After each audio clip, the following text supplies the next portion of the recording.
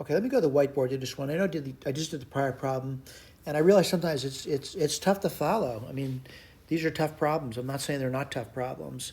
You know, I'm making an assumption that I can do it though, which can be quite dangerous, by the way. That's like almost like you believe you can jump over, I don't know, a chasm, but you realize when you're halfway over, you're not going to make it.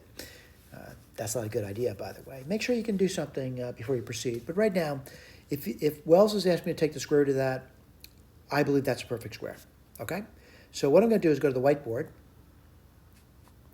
and let me get the whiteboard out, expand this out, and what I'm gonna do is I'm gonna write down what I'm seeing, and I'm seeing a bunch of things over here. So let me write that. I'm seeing 16x squared. Whoops, sorry about that.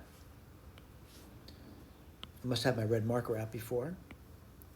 So I see 16, let's see, x squared. I see 9 y squared. I see 25 z squared. And then I see minus 24 xy. And I see minus 40 xz. And I see plus 30 yz.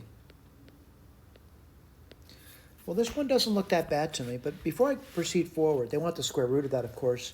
What I got to determine is, I'm hoping it's a perfect square, so I'm really saying a plus b plus c squared. I'm seeing it's a perfect square, by the way.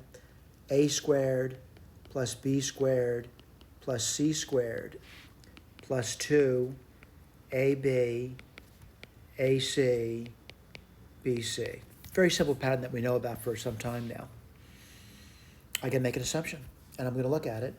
And what I like about this problem over here is that I'm going to say it looks like the a squared is 16x squared. It looks like the b squared is 9y squared. And it looks like the c squared is going to be 25z squared. All right? But then I got to say to myself, I wonder what the a is, the b is, and the c.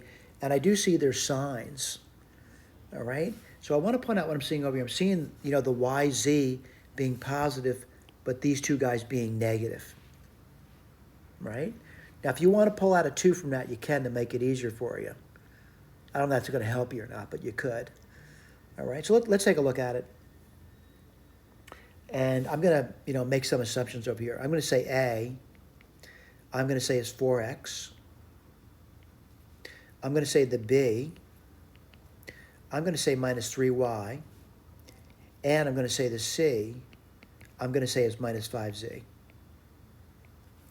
Now, the big question is, what do I get if I'm making that? And this is what I'm looking at. All right? That's what I'm looking at. I certainly get the 16x squared. I certainly get 9y squared.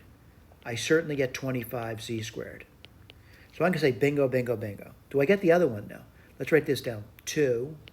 What's the a times the b? That's minus 12xy. Do you get that? You certainly do. It's minus 24xy. Let's see if we get the next one. What's AC? Minus 20xz. Do you get the minus 40xz? Yes, you do. Let's go to the next guy. Well, that's going to be what? BC. What's BC? Plus 15yz. What would that give you? Plus 30yz. Everything's working out as advertised. So let me point out what I got over here. This guy here, they want the square root of it, is the same thing as taking the square root of, well, let's write this down. 4x minus 3y minus 5z squared. So what's this going to be? Plus or minus 4x minus 3y minus 5z. I'm going to commit to the answer. I want to go back to the answer key. I have to look at it. And what do I see? Plus or minus 4x minus 3y minus 5z. Thank you.